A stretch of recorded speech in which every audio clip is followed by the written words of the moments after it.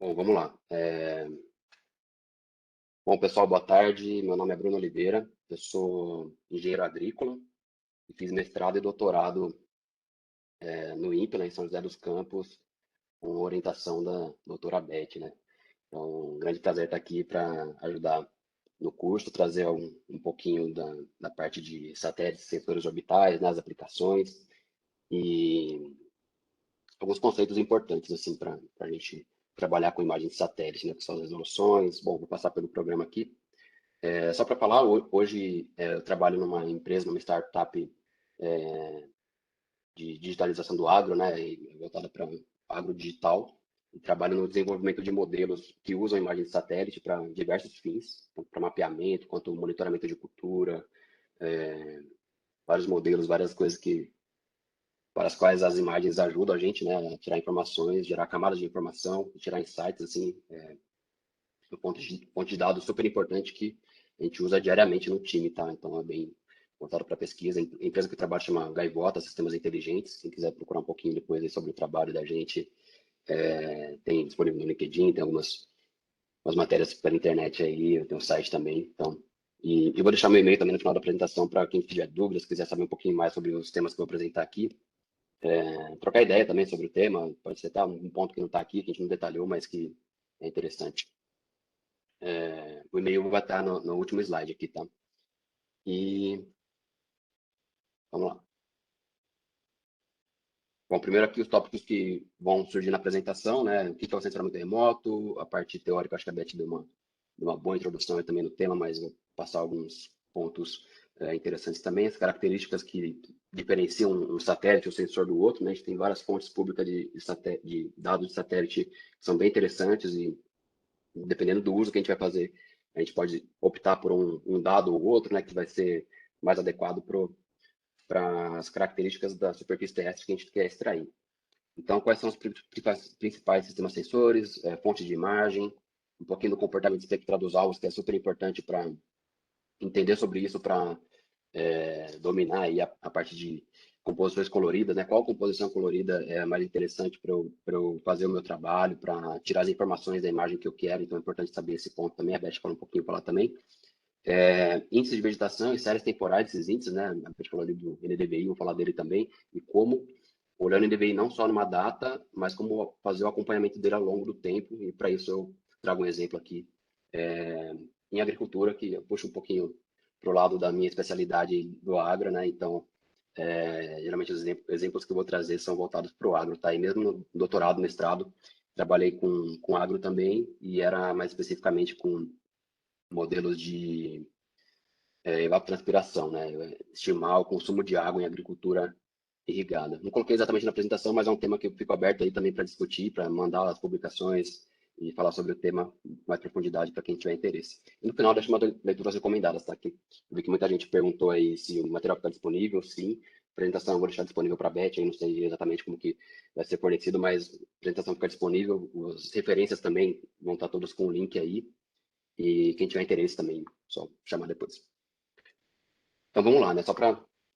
Acho que aqui dá para passar um pouquinho rápido nessa parte, mas centramento remoto, o conceito é esse processo de detectar as características físicas de uma área, de uma região, de um alvo específico, né?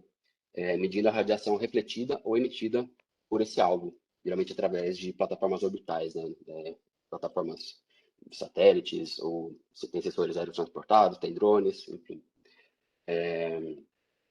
Então, principais pontos assim, para a gente entender sobre o censuramento remoto a ampla cobertura espacial, uma vantagem do censuramento remoto, né, principalmente um dado de satélite, é uma ampla cobertura espacial. Então, diferente de um dado de drone, que você consegue ali mapear uma fazenda, com um dado de satélite você mapeia centenas de quilômetros de uma vez só, né, em cada imagem.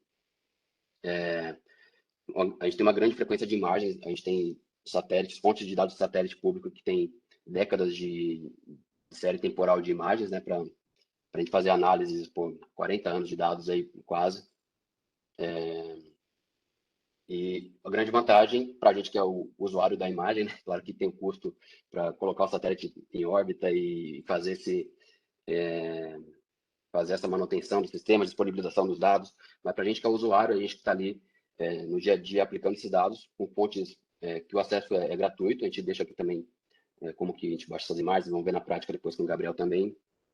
Para a gente consegue fazer análises super detalhadas, assim, um negócio super legal, com baixo custo. A gente tem sistemas de informação geográfica para fazer processamento dessas imagens, do QGIS, que é o que vocês vão ver na prática aí, né? SIG grátis, é super potente, super robusto, assim, consegue fazer muita coisa a partir das imagens, seja com dado de imagem ou extraindo feições, dados vetoriais também, combinados com dados de imagem, consegue fazer várias análises. Então, as aplicações principais desses dados são no mapeamento de culturas, monitoramento, estimativa de produtividade, quando a gente fala de água, tá? Os outros exemplos a Beth falou aí também, de monitoramento ambiental, áreas urbanas, a própria estimativa de evapotranspiração, fiscalização de crédito agrícola. Esse é um exemplo bem prático assim, do mercado, que às vezes você tem um banco que financia a produção de um produtor e eles querem monitorar, ver se o cara vai conseguir entregar. Pô, cara, dá um dinheiro pro cara para ele plantar soja e quer acompanhar ao longo da safra se esse cara vai cumprir, vai honrar o contrato, se está plantando soja, não outra cultura, vai conseguir entregar o produto e vai ter a produção esperada. Ele pode ter um risco de quebra de safra, pode ter algum outro problema. E nesse monitoramento com imagem de satélite, a gente consegue ver se está ocorrendo algum problema. Se tem necessidade de fazer uma visita em campo, se tem, enfim, qualquer risco antes de esperar a bomba explodir lá no final, né? Então, muito importante esse dado comercialmente. Então, aqui, falando mais sobre o que vai diferenciar os sensores remotos, né? O primeiro ponto é o nível de aquisição. A gente vai tratar aqui mais de dados de satélite, né? Então, o nível de aquisição global, mas a gente também tem monitoramento em nível de paisagem, como sensores aerotransportados, né? São acoplados ali a aviões ou drones também, ou até sensores acoplados em torres ou plataformas pórticos acima da vegetação, para você fazer uma medida diretamente ali naquele alvo, né? Que também é uma fonte de dados, só que local. O segundo ponto que vai diferenciar é a fonte de energia, né? A gente tem o sensor, tratando de satélite, né? A gente tem os sensores passivos e ativos. O sensor ativo é aquele que emite um sinal que vai em direção à superfície e essa onda eletromagnética interage com os alvos na superfície e retorna para o espaço. E aí o sensor pega esse sinal de volta e tem esse dado do que tinha ali, o que interagiu ali na superfície. Esse é o dado ativo, a fonte ativa, né? O sensor passivo é aquele que somente capta a radiação eletromagnética do Sol, que interage com a superfície, volta para o espaço e aí o sensor capta essa informação ali. Isso é o sensor passivo. Exemplo de sensores ativos, né? Dado de radar, dado SAR. A gente não vai aprofundar aqui, mas posso deixar uma referência depois para quem tiver interesse, mas o foco nosso aqui é nos sensores passivos, que são os sensores ópticos principalmente. Beth, eu vou deixar aberto também, se quiser complementar com algum ponto, tá? Alguma coisa, fica à vontade. Outro ponto que vai diferenciar os sensores remotos é o tipo de órbita. A gente tem principalmente órbita, os dois tipos de órbita são a órbita polar e a órbita geoestacionária. A órbita geoestacionária, nela, o satélite, o movimento dele da órbita acompanha o movimento de rotação da Terra, então, relativamente, ele vai estar sempre olhando para o mesmo lugar. Então, à medida que a Terra gira, o satélite gira junto. Se ele está posicionado ali sobre América do Sul, América do Norte, por exemplo, vai sempre imagiar aquele local. Isso permite que o satélite tenha uma frequência de imagiamento muito maior do que no caso do satélite polar, que vai cobrir, depois de um certo tempo, vai cobrir todo o globo, tá? No caso do geoestacionário, a altitude da órbita é em torno de 36 mil quilômetros e, enfim, tempo de imaginamento, a frequência de imagens nos satélites aí desse tipo chega na faixa de minutos, né? 15 minutos, nessa escala temporal, tá? E no outro caso, a órbita polar, nela o satélite se desloca entre os polos, né? Então, cada órbita ali vai demorar em torno de 90 minutos, essas órbitas estão entre 200 e 1.000 quilômetros de altitude, e então, para ter uma cobertura completa do planeta, o satélite precisa fazer várias voltas, cumprir várias órbitas ali. Então, nesse caso do exemplo, ele leva vários dias aí para cada órbita que ele faz, cobre um pedacinho, uma faixinha do planeta Terra, e ao longo de X dias ele vai completar aquele imaginamento e, no caso, no dia zero, ele passou aqui em cima de São Paulo, por exemplo, que é onde eu estou, daqui a X dias ele vai passar novamente aqui. Então, aí a resolução pode variar na escala de dias ou algumas semanas, tá? Dependendo do satélite, da faixa de imaginamento dele. Outro ponto que vai diferenciar os diferentes sensores remotos é a região do espectro eletromagnético em que ele trabalha, né? A gente tem os sensores multiespectrais, que é o que a gente vai dar maior foco aqui. Trabalham ali pegando a faixa do visível, infravermelho.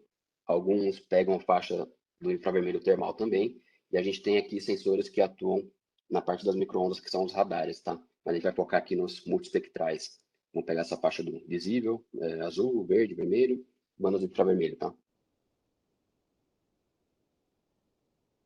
Com relação ao formato do dado, né? O dado do sensor remoto, ele pode ser feito na forma de gráfico, que seria relativo a uma medida, um ponto, né? Medido no espaço, mas o dado que a gente mais usa, o dado espacial e mais interessante é o dado na forma de imagem, que a gente também chama de dado raster, que é uma matriz, é uma imagem mesmo ali, em cada banda você vai ter uma imagem, uma matriz, que em cada pixel, acho que a gente falou desse ponto aí, em cada pixel, o valor relacionado com ele é a quantidade da radiação eletromagnética que foi refletida por aquela superfície. Então, se você tem uma superfície mais clara, uma areia, por exemplo, ela vai naquela região, é, naquela faixa daquela banda que ela reflete mais, ela vai aparecer com um valor relacionado ali naquele pixel maior, né, uma maior reflectância. Se for algo mais escuro, vai aparecer com um valor menor. Então, no fim das contas, a imagem a gente pode traduzir ela como uma matriz, né, na hora de a gente interpretar, trabalhar com esse dado digital ali é uma matriz com números relacionados com a reflectância, com a quantidade de energia refletida por aquela superfície. Aqui só detalhando, né? Então, dentro dessa imagem aqui, dessa banda que está em preto e branco, né? Essa faixinha aqui é composta por N pixels, alguns mais claros, alguns mais escuros, e esses valores vão estar relacionados com esse número digital aqui, tá? Agora, um dos pontos mais importantes aqui para diferenciar os sensores, né? São as 4 resoluções: resolução espacial, temporal, espectral e radiométrica. Quando a gente fala de resolução espacial, a gente está falando do nível de detalhamento do terreno, da superfície que aquela imagem consegue entregar. Eu passo aqui uma imagem, quando a gente fala uma alta resolução, uma maior resolução, é um maior nível de detalhe que aquela imagem entrega. Então, quanto menor o tamanho do pixel, aquele pixel aqui de meio metro por meio metro, você tem um detalhamento muito maior daquela área, daquela superfície aqui, dá para ver a rua, dá para ver o detalhe do telhado das casas. E à medida que você vai aumentando o tamanho do pixel, a resolução a resolução espacial diminui. Então, alto, mais detalhe é alta resolução, menos detalhe, menor resolução, tá? E por que a gente tem dados de diferentes resoluções?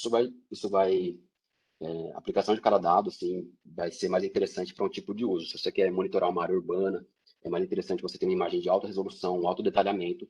Aposto que se você vai olhar informação, uma floresta, na Amazônia, por exemplo, você não precisa ter um pixel de meio metro. Às vezes um pixel maior, tamanho de 40, 80 metros, você consegue trabalhar numa área muito maior, espacialmente uma cobertura muito maior, sem tanto detalhamento, mas que uma superfície que não precisa de tanto detalhamento. Ou se você pega um talhão de soja no Mato Grosso, que é super grande, tem milhares de hectares, você não precisa de um pixel de meio metro. Às vezes um pixel aí de 10, 20, 40, 80 metros é suficiente para você monitorar aquela área, tá?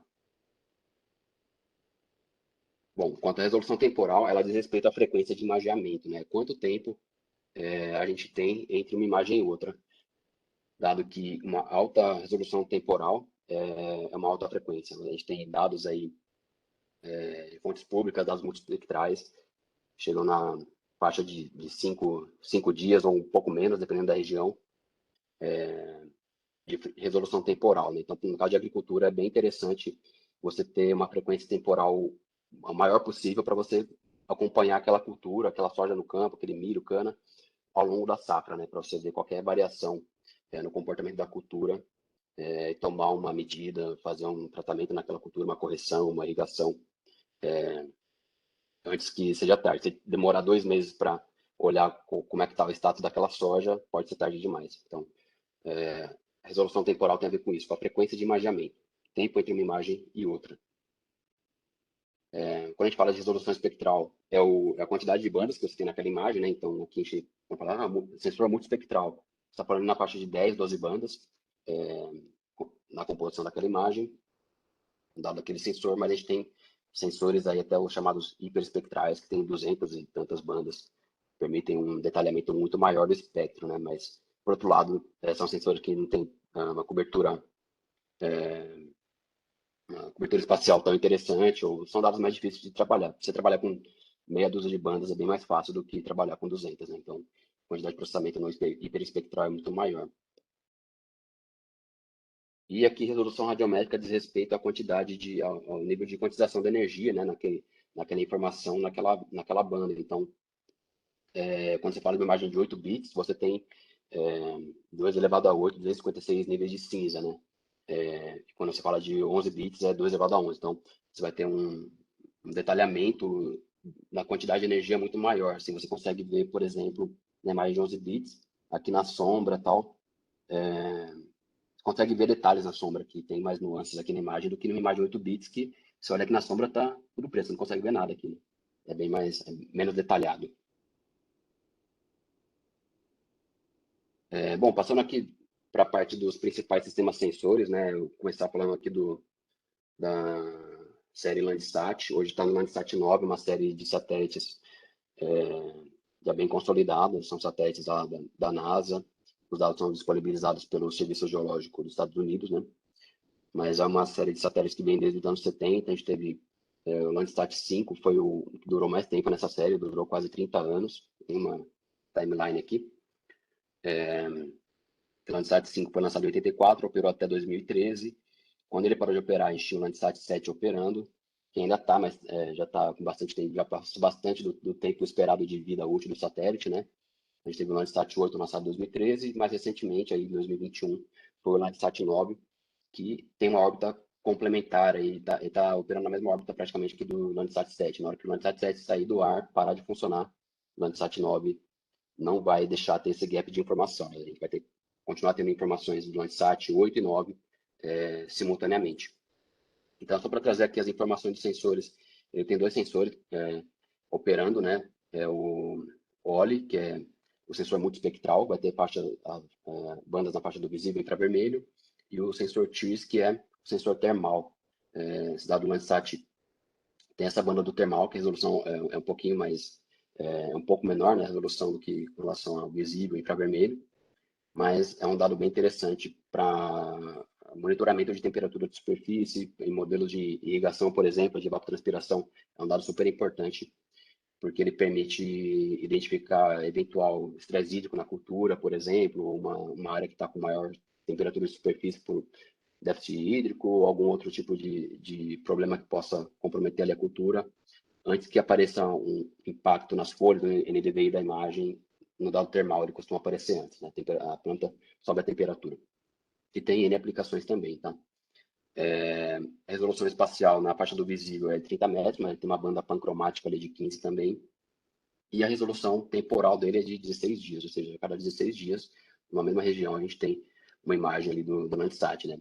Isso pensando só em um Landsat. Se a gente tem um Landsat 8 e 9 operando, eles estão ali intercalados, né? Então, na prática, a gente tem uma imagem a cada 8 dias. Então, hoje tem lá o Landsat 8, daqui 8 dias Landsat 9, e daqui 16 dias de novo o Landsat 8. Então, na prática, são 2 satélites operando no mesmo formato, são os mesmos sensores, então são bem compatíveis, assim. Enfim, já falei aqui do lançamento, né? O Landsat 8 opera desde 2013, o Landsat 9 é mais recente. E para a cobertura total do Brasil, ele precisa de 390 tiles. Chama de tiles aqui, é a grade aqui, né? Então, cada imagem do Landsat é esse quadradinho aqui, né? Que acompanha a órbita aqui, a passagem do satélite. Ele é fatiado e cada tile desse aqui é uma faixa de 185 km por mais ou menos 185 km de altura aqui também, tá? Então, é quase quadrada a imagem aí, mas para cobrir o Brasil inteiro são 390 imagens dessa. Acho que aqui também é só para comparar, de novo, né, sobre as bandas do Landsat, essa parte é importante, assim, porque quando pensa em uma composição colorida, a gente tem que saber, pô, eu quero destacar a vegetação em uma composição colorida, então eu quero saber se no Landsat tem aquela banda de infravermelho próximo que destaca bastante uma resposta da vegetação vigorosa. Então, ele tem aqui a banda no infravermelho próximo. Se você for ver outros sensores, você tem que buscar essa banda também. Vai ter uma banda equivalente ali em outro sensor, tá? E a expectativa é que nas próximos satélites da série Landsat, a gente trabalha com mais bandas em cada faixa. Então vai ter mais banda do termal, mais banda na faixa do infravermelho de ondas curtas, né? E também na faixa do visível. Passando aqui para o segundo sistema, que é uma fonte pública de dados também. Esse aqui é da Agência Espacial Europeia, é o Sentinel-2, né? São dois satélites também, Sentinel-2A e 2B. Foram lançados ali em 2015, o Sentinel-2A em 2015, Sentinel-2B em 2017. E eles trabalham também, do mesmo jeito que eu falei do Landsat, que é cada 16 dias, mas os dois funcionando juntos têm uma imagem a cada 8 dias. Esse cara aqui, cada satélite, o 2A e o 2B, cada um deles trabalha com resolução de 10 dias, mas operando junto e intercalados, a gente chega numa resolução de 5 dias, tá? Em cada lugar. Então, para monitoramento de cultura ou de monitoramento ambiental, assim, é um dado bem interessante, bem utilizado, bastante utilizado. E quando você baixa esse dado, ele já vem com correção geométrica também, ele pode estar disponível com correção atmosférica, ou dado reflectância de topo de atmosfera ou reflectância de superfície, tem diferentes opções aí de grau de processamento desse dado. E, enfim, na resolução dele, ele trabalha na faixa com resolução espacial de 10 metros, na faixa do visível e do infravermelho próximo, então você consegue fazer um NDVI com 10 metros, que para agricultura é super adequado, assim, na maior parte dos lugares, só se for na região sul do Brasil, que o padrão, né, o padrão fundiário ali, a gente tem talhões menores, tem propriedades pequenininhas, mas ainda assim essa imagem é bem interessante para monitorar esse tipo de cultura. Você consegue pegar um talhão super pequenininho, de uma propriedade pequena, com um dado desse, tá? E nas outras faixas ele trabalha com resolução de 20 metros e também tem algumas bandas com resolução de 60 metros, que é mais para detecção de nuvens, né, que é mais para olhar a parte atmosférica para fazer correção das imagens. E aí, do mesmo jeito que eu mostrei aqui para os tiles, né, as gradezinhas aqui, o tamanho da imagem para cobrir o Brasil. No caso do Landsat eram 390, aqui para o Sentinel as imagens são separadas em pedaços de 100 por 100 quilômetros, então é em torno de 1.040 imagens para cobrir o Brasil inteiro. Então você vai monitorar o Brasil inteiro, é bastante dado, é bastante informação. Né?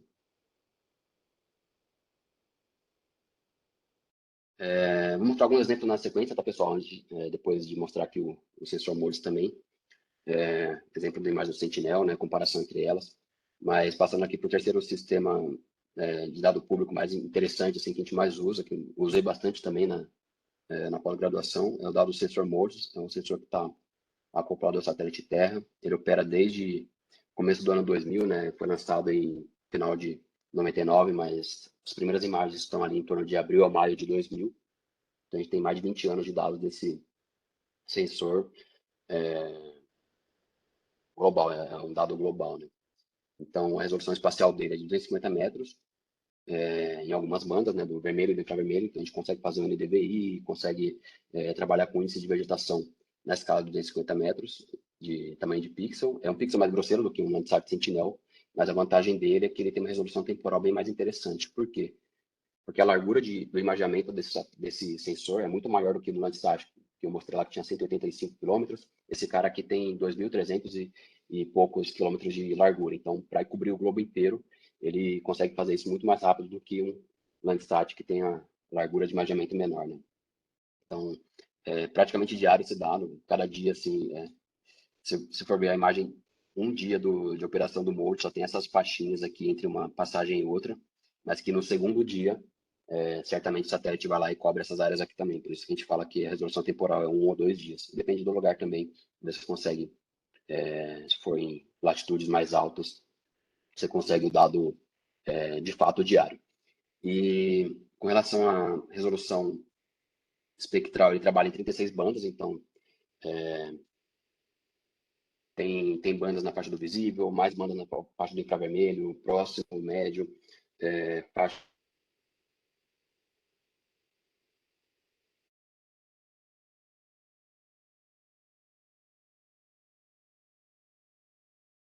anos, vegetação, agricultura também, depende do lugar, né, com um pixel de 250 metros, você não consegue delimitar, um talhão pequenininho não vai caber nesse pixel, então lugares tipo Mato Grosso, Centro-Oeste ali, Mato Piba, para a agricultura, você ainda consegue usar um dado desse.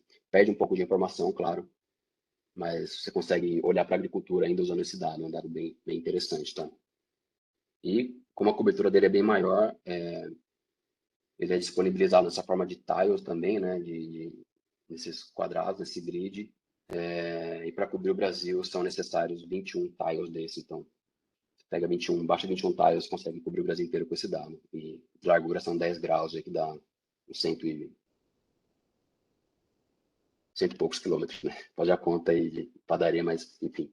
É um dado que você consegue trabalhar em larga escala, consegue trabalhar em escala regional muito mais facilmente do que com o Landsat Sentinel, que são pixels pequenos, imagens maiores, mais informação. É um dado mais pesado. Esse aqui é mais leve. Você consegue fazer um trabalho espacialmente mais abrangente. E aqui, por último, eu coloquei um dado de alta resolução como exemplo, né? Aqui não é um dado público, é um dado comercial. Dado da Planet Labs, né? São nanosatélites, é um conceito aí de satélites pequenininhos, são mais leves, mais fáceis de lançar e operam como uma constelação de satélites, né? Então, tem lá 200 e tantos satélites orbitando a Terra e conseguindo imagens de alta resolução. Aqui você trabalha na faixa de poucos metros de resolução espacial e imagens diárias. Então, você consegue muitas imagens de um mesmo local para monitoramento de cultura, para uma propriedade pequena, é bem interessante. Mas, por outro lado, é um dado comercial e ainda tem um custo elevado, assim, para você trabalhar em larga escala, né? Só outro exemplo aqui da imagem Planet. Você consegue um detalhamento bem interessante mesmo para a área urbana, né? Para a agricultura é melhor ainda. Outro exemplo também é satélites da série Rapid Eye foram adquiridos pela Planet Labs e fazem parte do catálogo deles também, tá? Então, só voltando aqui para o Landsat Sentinel Modes, aqui uma comparação da resolução espacial deles, né? O Modes aqui com pixels de 250 metros, em comparação com o Landsat de 30 metros e o Sentinel. Você consegue ver nesses talhões aqui da composição colorida. Opa! Você saiu da apresentação. Ah, sério? É que eu vi que piscou a tela. Obrigado por avisar. Voltou? Está voltando. Está pensando. Ah, tá bom. Obrigado. Aqui tá bom. Tá Joia. tranquilo. Seguindo aqui então, pessoal, desculpa aí que eu não bugou aqui. Mas só exemplificando aqui para uma área agrícola lá no Mato Grosso, que a gente tem áreas de milho e algodão, né? São talhões grandes até. Então, comparando aqui uma imagem do Sentinel, você consegue ver a textura da cultura distribuída no talhão, linhas de passagem da máquina, muitas vezes, uma área que está com um comportamento diferente, aqui está um pouquinho falhado. Você viu meu mouse? Uma pergunta. Sim. Ah, legal. Então, você consegue ver textura na imagem, né? Uma área mais falhada aqui, padrão de passagem do plantio. Na imagem do Landsat, você perde um pouco de detalhe com um pixel de 30 metros, mas ainda assim consegue ver algum nível de detalhamento. E no Modes você vê mais grosseiro, assim, você vê que pô, tem ali o verdinho da cultura, você consegue ver o NDVI daquela área, pegar um pixel no centro do talhão, você consegue representar ele, mas você perde nas bordas, né? Nesse pixel aqui, por exemplo, tem bastante mistura. Seria mais ou menos essa área aqui, ó, na imagem Landsat ou Sentinel. Mas ainda assim você consegue tirar informação, você consegue pegar uma série temporal desse dado e ver, pô, aquele talhão ali, como é que está se comportando ao longo do tempo, né? Quando plantou, quando cresceu, quando está perto de colher, etc. Tranquilo? Seguindo aqui. Aqui outro comparativo, eu vi que tinha uma pergunta mais cedo, a Beth falou das composições coloridas de imagem, né? Pô, alguém perguntou alguma coisa nessa, não lembro as palavras exatas agora, mas foi alguma coisa no sentido de essas composições servem só para Landsat e tal, que a Beth falou dos RGB 543, alguma coisa assim. Se você souber a qual faixa no espectro corresponde àquela banda, as bandas 543, você pode pegar a banda equivalente num outro sensor, sabe? Tipo, 543 no Landsat, que é o infravermelho próximo, o vermelho e o verde. Se for pegar o Sentinel, você pode pegar a banda 8, banda 4 e banda 3 também. No caso do Modes, vão ser outros números de banda, mas só que correspondem à mesma faixa. Então, você consegue fazer aquela composição que vai destacar uma agricultura, vai destacar um corpo d'água, vai destacar uma vegetação natural, um tipo de solo, uma cor real, desde que uma vez que você sabe a qual parte do espectro corresponde àquela banda daquele sensor, você consegue fazer a composição equivalente usando uma outra fonte de dado, tá? Então, no caso do Sentinel, ele trabalha aqui com 12 bandas, não tem banda na parte do termal, que é esse pedaço aqui que o Landsat tem. Enfim, é a mesma escala, que são dois multispectrais aí clássicos, né? E no caso do MODES, que trabalha em 36 bandas, você vai ter algumas bandas na faixa do azul, algumas na faixa do verde, vermelho, e assim por diante, tá? Então, só para mostrar aqui que, ainda que tenha diferença no número de bandas, geralmente nesses multispectrais, as bandas estão posicionadas nas mesmas faixas, então você consegue fazer um trabalho voltado para o mesmo tipo de alvo, as mesmas composições coloridas, usando diferentes fontes. E aí vai ter diferença de resolução espacial, mas você consegue pegar a banda equivalente e trabalhar naquele alvo mesmo assim, tá? Falar um pouquinho dos cibers aqui, acho que Gabriel aí também deve puxar um pouquinho dessa parte na prática, né, para usar esses dados. É um satélite desenvolvido no INPE, lançado em parceria com a China, né, com a agência chinesa. O INPE testa, desenvolve os sensores, testa, e na China o pessoal faz a parte do lançamento, né? E hoje a gente está trazendo as características do Cibers 4A, né? Ele trabalha com 3 sensores ali, que é um multispectral. Esse primeiro aqui é um multispectral e pancromático, né? Que tem ali banda no azul, verde, vermelho, infravermelho próximo e uma banda pancromática, com uma resolução que varia, pode ser de 2 metros no pancromático e 8 no visível e infravermelho, né? E... Vai falar uma coisa? E que congelou. Você ainda Sobre o meu está no mouse? Modes, Landsat e Sentinel, ao menos para mim. Então vou dar um stop aqui e voltar. Para mim estava normal, aqui, não teve problema nenhum. Pode ser a internet. Congelou no Não, dela. tava normal, viu? Ok. Então, mesmo assim, voltei aqui. Desculpa, então. Tranquilo. Foi o meu, então. Não, mas sem problema. E aqui nesse sensor WPM, ele trabalha com tempo de visita, uma resolução temporal de 31 dias, né? Uma largura da imagem de 92 quilômetros. O segundo sensor aqui é a câmera multispectral, o MUX. Trabalha também na faixa do visível e infravermelho próximo. A resolução é de 16,5 metros, né? A largura da imagem, 95 quilômetros, e a resolução temporal também é de 31 dias, né? Igual a do sensor WPM. E o Cibers também conta com um sensor de visada larga, que seria a mesma escala ali de trabalho do MODES, não tão larga quanto o do MODES, mas só que é o mesmo padrão, né? Visada larga, resolução um pouquinho menor, mas uma cobertura espacial bem maior e uma resolução temporal bem mais interessante. Trabalha aqui com as 3 bandas do visível, mais infravermelho próximo, resolução de 55 metros, e a largura da imagem de 684 quilômetros. Ok? Aqui só uma comparação, né, de uma imagem do Cibers 4, da câmera MUX, numa mesma data aqui com um dado Landsat, mesma data na imagem Landsat. Então a gente vê que na parte de resolução espacial é um dado que dá para trabalhar junto ali, combinar essas duas imagens e quando não tiver uma imagem Landsat, por exemplo, você pode usar a imagem Cibers, ou quando não tiver a imagem Cibers, você puxa a Landsat, você tem aquele acompanhamento daquela região a partir de 2 fontes de dados, são bem compatíveis, né, com parte da resolução espacial e em relação à distribuição das bandas, assim, também, né, são bandas com faixas espectrais bem próximas, então você consegue compatibilizar esses 2 dados e trabalhar com eles. Bom, falei ali dos satélites, acho que eu vou tocar aqui num ponto aí. Como é que estou de tempo, Beth? Está tranquilo? Você quer até... Passei um pouquinho aqui já, mas... Pode passar um pouquinho, eu vou falar com o Gabriel Cafrão. Pode abusar. Tá bom, mas não falta muito não, tá? Vou dar alguns exemplos aqui, mas consegui Sem dar uma problema. pincelada já nos pontos que... e vai ter, eu imagino que tem bastante pergunta aí já no chat que vai pipocando na tela, que eu consigo ver, mas não consegui responder na hora, então vamos guardar para o final. Estou Se tiver anotando muito tempo aqui. para responder, beleza. E o que não der também, assim, não conseguir responder na hora, a gente pode falar depois por e-mail aí, enfim, deixa no contato. A parte de comportamento espectral dos alvos, acho que a Beth falou um pouquinho já, mas comportamento espectral do alvo para cada tipo de alvo, a gente tem uma resposta padrão, né? Cravado, assim, mas é um perfilzinho esperado ali de reflectância daquele alvo ao longo do espectro eletromagnético, né? Então, quando você fala de vegetação, a gente vai olhar a curva da vegetação de reflectância, a gente vai ver que tem ali absorção na faixa do azul, do vermelho, reflete um pouquinho aqui no verde.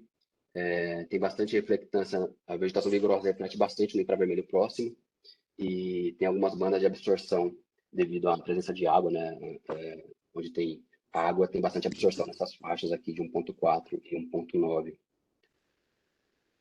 Ok? Quando a gente fala de água também, tem um comportamento esperado, o solo também tem um comportamento padrão, dependendo do tipo de solo. Tudo bom? Opa.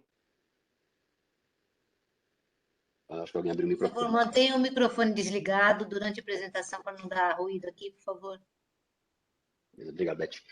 Enfim, para solo também tem um comportamento ali mais ou menos esperado, dependendo do tipo de solo, se for mais arenoso, mais argiloso, se tiver mais ou menos matéria orgânica, varia um pouquinho esse perfil, tá? Mas vamos focar aqui na vegetação. O principal aqui é absorver bastante radiação no vermelho, no azul e refletir bastante no infravermelho próximo, que é essa faixa aqui, esse platô que tem na curva amarela aqui, tá?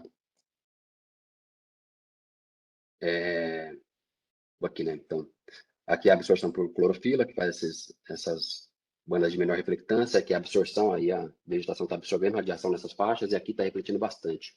E aqui é a absorção por água. Esse conceito é bem importante para a gente falar de índice de vegetação do NDVI, por exemplo, né? Eu vou falar um pouquinho mais para frente. Aqui eu vou passar um pouquinho rápido, tá, Beth? Porque você já falou dessa parte de composição colorida, mas acho que alguém perguntou antes por que só usam 3 bandas, né, para montar a composição colorida. Porque na imagem digital aí a gente composta aí por 3 canais, né, canal azul, verde e vermelho, e o que a gente faz é pegar aquela banda em escala de cinza e encaixar ela em cada um desses canais para montar aquela composição que é mais interessante. Então, que, por exemplo, na cor real a gente pega a banda vermelha, verde e azul e coloca nos canais correspondentes ao vermelho, verde e azul. Então, ele vai responder na imagem, ali, na hora que você for ler para fazer a interpretação visual, vai estar com o aspecto do jeito que a gente enxerga, porque as bandas que estão sendo usadas na imagem RGB são as bandas RGB. Tá? Então, a gente vai ver como realmente é ali, as áreas de agricultura. Isso aqui é parte de Brasília, tá? Então, tem algumas áreas de pivô central, que são essas bolinhas aqui, são áreas irrigadas, né, de agricultura, tem muita soja, muito milho nessa região. Então, provavelmente essas áreas verde escuro aqui, é tudo soja, e algumas delas são áreas de milho no verão. E aí, a Beth falou da composição falsa-cor, para destacar, levando em conta que a vegetação, a agricultura, né, a vegetação vigorosa reflete muito no infravermelho próximo, o que a gente pode fazer? Pegar aquela banda do infravermelho próximo e colocar em algum canal. Aqui eu coloquei no canal verde, essa banda que mais reflete, aí coloquei no canal verde, por isso que aparece verde tão brilhante aqui, né? Por quê? Porque essa vegetação nos pivôs aqui nessas áreas, ela está bem vigorosa, ela reflete bastante aqui nessa faixa, e a banda corresponde a essa faixa, né? Então vai destacar em verde. E na parte do vermelho, áreas com solo exposto, né? Vão responder mais no azul e no vermelho, por isso que vão aparecer roxinhas, assim, né, nessa composição colorida, tá? E essa é uma composição clássica, assim, para a gente tratar de vegetação que destaca bem, né? Vegetação em verde, área de solo exposto deixa nesse roxo, mas a gente pode também inverter. Aqui eu só troquei a banda do infravermelho próximo, banda NIR com a banda do SUIR, coloquei o infravermelho próximo no vermelho e o SUIR aqui no verde.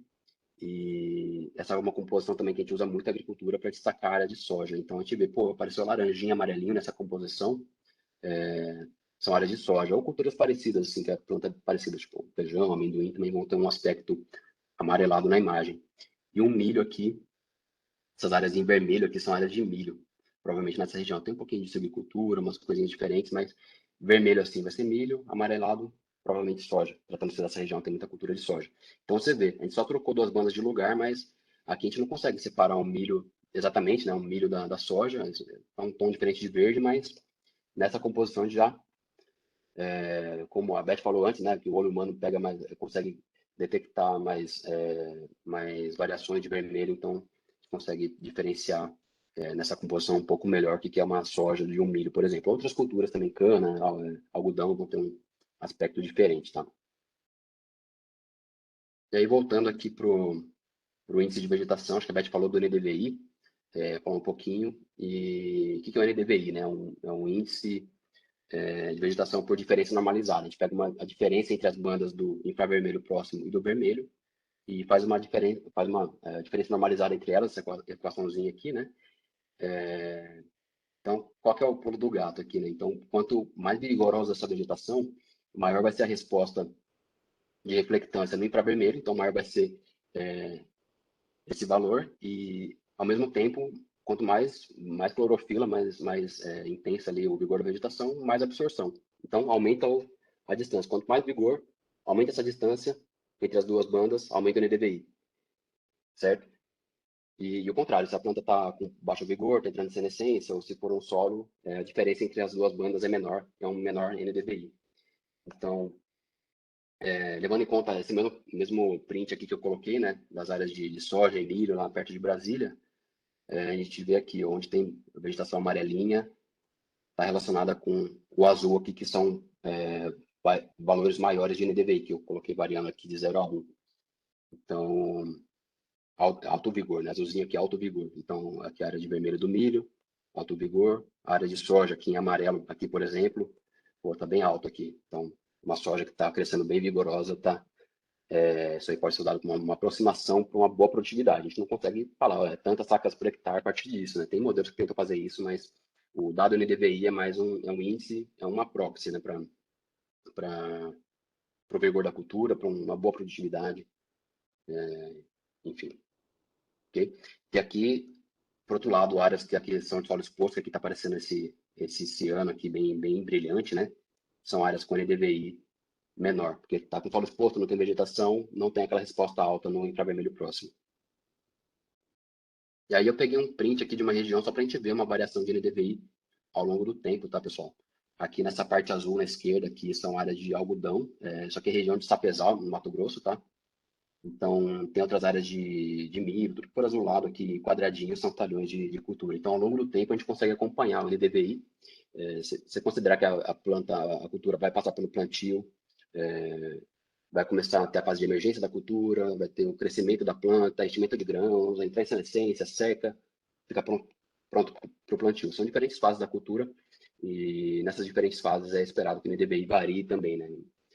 Quando a planta está com muita folha, muito verde, NDVI alto. Vai entrando em senescência, NDVI diminui. Então, eu só coloquei uma variação temporal aqui está em 10 de maio de 2019, né? E ao longo do tempo a gente vai vendo o NDVI variando, né? Então, aqui, se for ver no começo, em maio, tinha essas áreas aqui no meio que estavam mais azulzinhas, vão ficando verde, laranja, porque estão sendo colhidas, estão entrando em senescência. E assim você consegue fazer um acompanhamento. Mesmo essas áreas de algodão aqui em azul, no lado esquerdo, vão perdendo o vigor, vão se aproximando da colheita, e aí, final de julho, época que vai acabando ali a safra do algodão, vai sendo colhido, isso aí na imagem corresponde a esse comportamento que a gente vê no campo, né? Então, a gente pode usar uma série temporal de imagens para avaliar o andamento de uma safra, por exemplo, em escala regional. Ok? E aí, tratando aqui de séries temporais, pessoal, coloquei aqui só um link para o SatVeg, que é uma plataforma que a Embrapa mantém para você fazer acompanhamento de série temporal. Você faz o cadastro, eu não coloquei aqui para fazer na prática, mas quem tiver interesse depois pode conversar e explicar um pouquinho mais, mas só coloquei aqui para você ver que ela traz uma série de 20 anos aí de dados do Montes, esse dado de NDVI, outros índices também, EVI e tal, que vão mostrar aqui para cada pixel. Você clica lá, pô, eu quero saber esse talhãozinho aqui, o que tem nele. Você clica lá, ele vai puxar a série temporal, aquela curva ali, ao longo do tempo, o que aconteceu nesse talhão, né? Como foi o NDVI desse pixel. Então, você vai ter lá a curva de NDVI variando, você consegue ver que, pô, cresceu ali no verão, colheu, safrinha, no outro ano também. Então, esse aqui é um exemplo de pixel que tem cultura, pô, há 20 anos aí, por baixo, assim, tem 20 anos de plantio de provavelmente soja, algodão. Então, você consegue ver um pouco pela carinha da curva ali, entender um pouquinho o que aconteceu nesse lugar, né? E aí no SatVeg ele dá alguns exemplos aqui tipo, para outros tipos de cobertura. Pastagem, como que é o comportamento de um ano na pastagem? O NDVI varia ali sazonalmente, né? Então, vai ter essa carinha aqui, a curva. No caso de floresta, vai ter o NDVI alto ao longo do tempo, é mais constante. Vegetação de cerrado tem um comportamento característico também. Algodão tem uma curva um pouquinho mais longa, porque o ciclo da cultura é mais longo do que uma soja. Aqui você tem casos de 2 ciclos no ano, se for um pivô central, você pode ter até 3 ciclos de cultura numa mesma área. Cana-de-açúcar, aqui a área de pivô, como falei, subcultura também, dura ali 7 anos e tem o corte da cultura, né? E você também consegue detectar mudança de uso e cobertura. Aqui no caso, nesse exemplo, você tem ali ao longo dos anos o caso de vegetação natural, floresta, e em algum momento no tempo o NDVI cai, porque foi feito desmatamento nessa área, e aí depois você vai vendo ao longo dos anos um comportamento de pastagem, é o que aparece aqui, né? Transição floresta, pasto, agricultura. Aqui, vegetação de floresta, NDVI sempre alto, tem o corte, alguns anos aqui com comportamento de pastagem, depois um comportamento com maior amplitude aqui que corresponde ao padrão de agricultura. Então, a partir desse dado, essa série de dados do MOR, você consegue brincar com isso, detectar essas mudanças e até rodar algum modelo dessa série ao longo do tempo para vários pixels e fazer um mapa aí de áreas desmatadas ou áreas de cultura. Dá para brincar bastante com esse dado, tá? Aqui outro exemplo de transição de cultura anual para cana-de-açúcar. Enfim, pode entrar na plataforma que tem esses dados, você consegue clicar em qualquer lugar que você tem interesse ali no Brasil e puxar essa curva, consegue exportar em CSV e trabalhar com ela, tá? Aqui eu coloquei essa também como obter imagem de satélite, eu acho que o Gabriel deve ajudar vocês um pouquinho nessa parte aí, mas no catálogo do INPE a gente consegue puxar dados do Cibers, Modes, Landsat também. Você vai colocar lá na sua pesquisa um ponto de interesse, um range de dados também, uma data de início e final para você buscar imagens naquele período, qual produto que você quer, qual fonte de dados você quer, né? E você consegue puxar para sua máquina, fazer o download para trabalhar no QGIS, por exemplo. Outra fonte de acesso é lá do Serviço Geológico dos Estados Unidos, aí a plataforma vai estar em inglês, né, que é deles, mas você consegue puxar de lá dado MODES, dado Sentinel, dado Landsat, só não tem o Cibers, tá?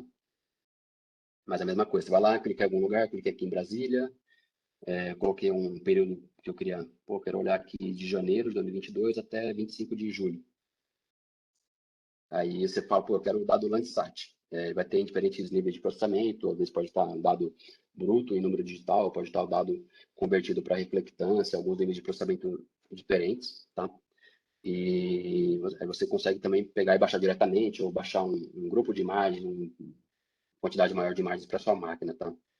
Eu não vou prolongar muito nessa parte, mas quem tiver dúvida depois pode entrar em contato que a gente conversa. Deixei aqui, pessoal, mais alguns materiais de apoio. Acho que pelo tempo apertado, eu prefiro focar nas perguntas aqui, mas podem entrar depois e dar uma olhada. Tem esse site aqui que tem os satélites em tempo real, você consegue olhar, agora, onde está o Landsat 8 agora? Ele vai te mostrar na órbita onde que ele está passando. Aqui o link do SatVeg que eu mostrei ali atrás, e algumas leituras recomendadas também, tá? Conceitos básicos, algumas aplicações em agricultura, né? E também deixei um podcast bem legal que o pessoal fala dessa parte mais teórica, assim, dos conceitos ali de resoluções e do que vai diferenciar um sensor do outro, que é importante saber conceitualmente para a parte de sensoramento remoto. Beleza, pessoal? Muito obrigado. Agradeço de novo para a Beth pela oportunidade de participar aqui do curso, trazer um pouquinho de informação para vocês. Vou disponibilizar sim, tá? Essa apresentação, deixei com a Beth, ela tem um canal aí para disponibilizar o material para vocês. Vai ter o link de tudo aqui também, tudo está com o link associado. E, de novo, meu e-mail está aí. Quem quiser bater um papo depois, é só entrar em contato, tá?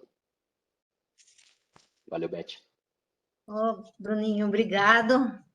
É sempre um prazer poder te escutar e aprender com você.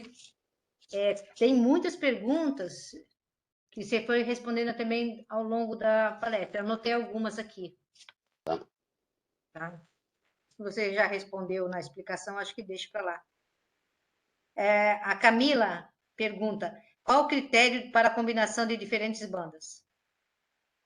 Acho que o critério aí é o que você quer destacar, né? Quando a gente fala de agricultura, a gente sabe que a gente quer destacar, geralmente, a vegetação com maior vigor, né? A gente quer saber onde que a cultura está crescendo. Então, vou olhar naquele comportamento espectral da vegetação e falar, qual banda aqui que vale a pena eu olhar para destacar, né? Então, vai ser, muitas vezes, o infravermelho próximo, que é aquele platô ali mais alto, vai ser uma banda do vermelho, do verde, do azul, que vão fazer o contraste ali com a parte da mais absorção da radiação eletromagnética, né?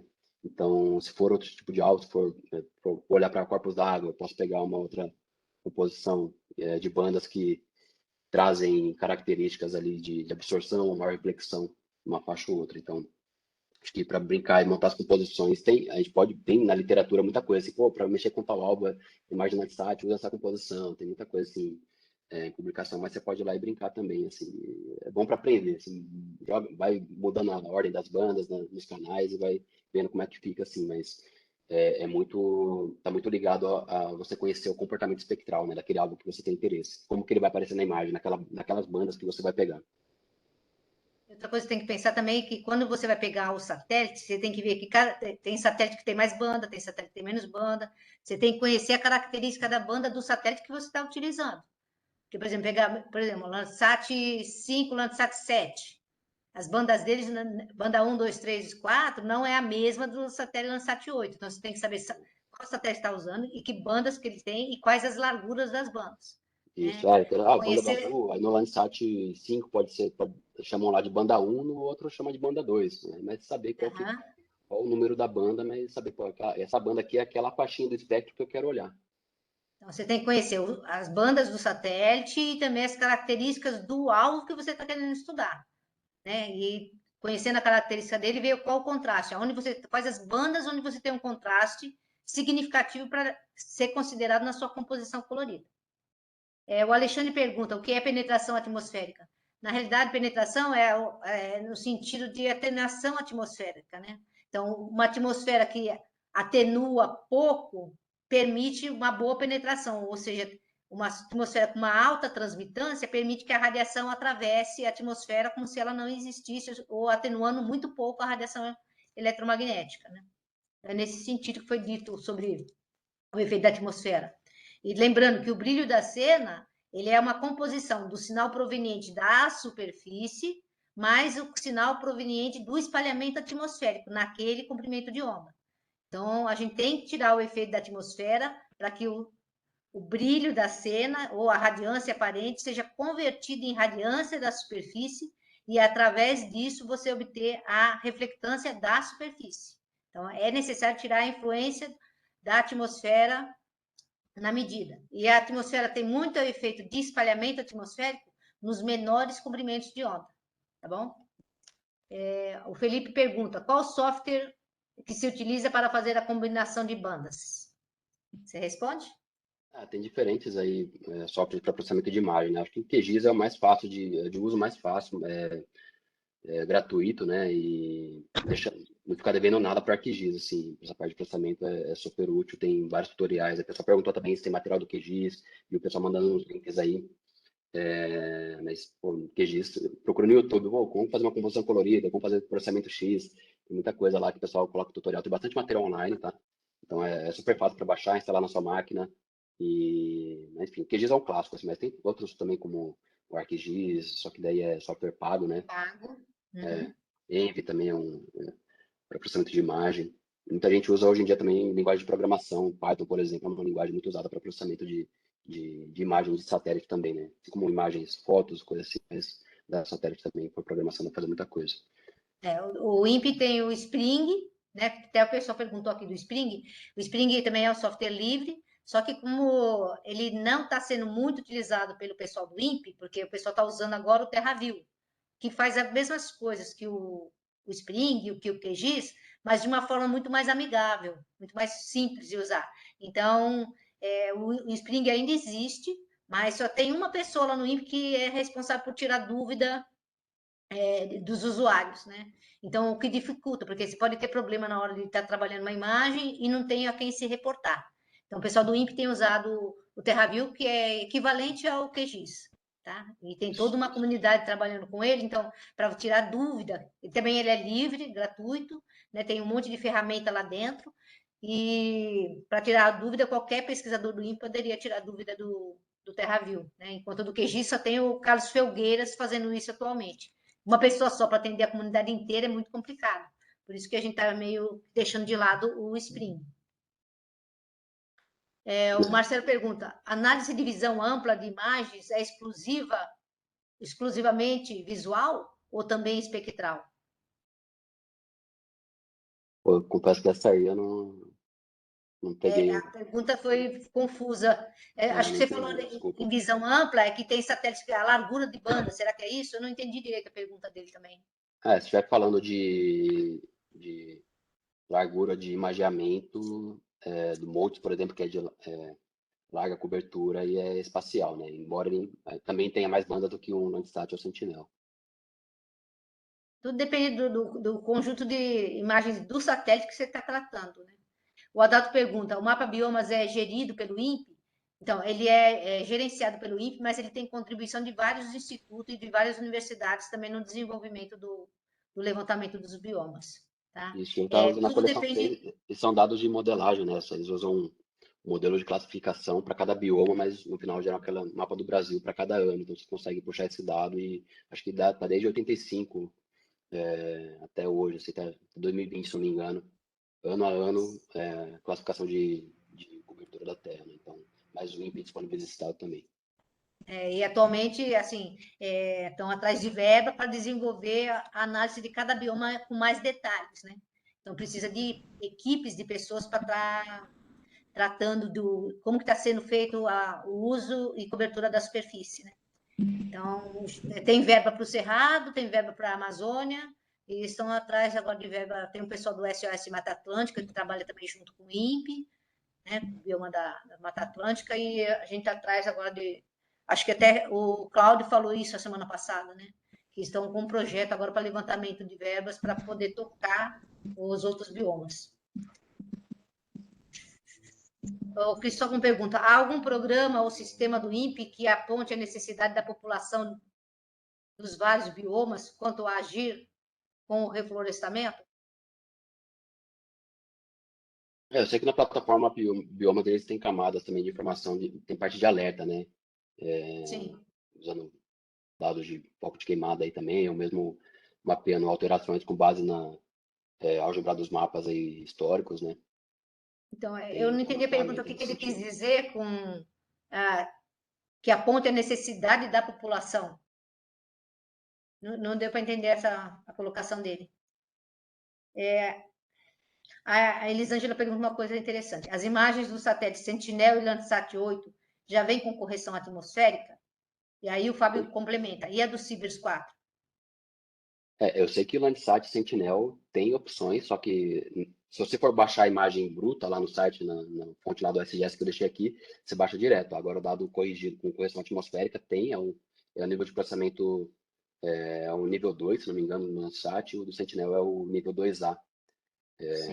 Tem disponível lá também. Aí é sob demanda. Você vai falar, pô, eu quero a imagem, eles vão disponibilizar para você depois de um tempo, porque é sob demanda. Para o Cibers, eu confesso que eu não sei, tá, Beth? Posso trazer essa resposta depois. Não, o Cibers não tem. Você tem que aplicar alguns softwares de correção atmosférica para tratar as imagens. Isso aí.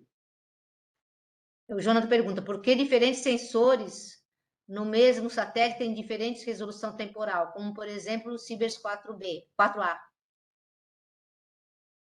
Acho que acho que a ideia aí é cobrir mais casos de aplicação, né, Beth? Tipo, você pode ter um sensor de larga cobertura ali que vai ter um dado melhor. A gente tem sempre essa ganha de um lado, perde do outro. Quando você ganha em resolução espacial, você perde em resolução temporal. Você tem uma imagem menor, você vai demorar mais tempo até ter uma imagem de novo naquela área. Então, quando você faz uma combinação de diferentes sensores, você vai garantir que na passagem do satélite, ao mesmo tempo que você tenha uma imagem de melhor resolução, você vai ter um dado também de mais grosseira resolução espacial, mas ao mesmo tempo uma frequência temporal mais interessante. Né? Então, é para garantir uma gama maior de aplicações aí. Tá. E o José Costa perguntou, só os estrangeiros têm acesso às imagens do INPE? Tem custo ou é só baixar as imagens? O acesso. As imagens estão disponíveis, é como se fosse um carrinho de compra, né? Não tem custo nenhum. Né? Vai depender, por exemplo, assim, quero imagem da África. O Cibers, ele descarrega quando ele passa em Cuiabá, mas tem antenas também de recepção em alguns pontos da África, não sei exatamente aonde. Você sabe, Bruninho? Só que, assim, aí você tem uma sede lá na África que teria que estar fazendo esse tratamento e encaminhando o dado para armazenamento. O que eu tenho certeza, o INPE armazena dados sobre todo o território nacional. Tá? Agora, os dados, por exemplo, o Cibers ele descarrega, quando ele passa ali na África, ele descarrega dados para a antena lá. Então, deve ter algum órgão que coleta essas informações e também tem que disponibilizar gratuitamente, porque a gente não... todo dado que é repassado para quem tem antena não tem custo algum. Sim. Pessoal, vamos parar então, alguém quer fazer mais alguma pergunta? Vamos dar uns 5 minutinhos para ir no banheiro, tomar um café e a gente começa a próxima palestra com o Gabriel, aí ele já vai testando aqui. Se alguém quiser fazer alguma pergunta, levanta a mão, por favor.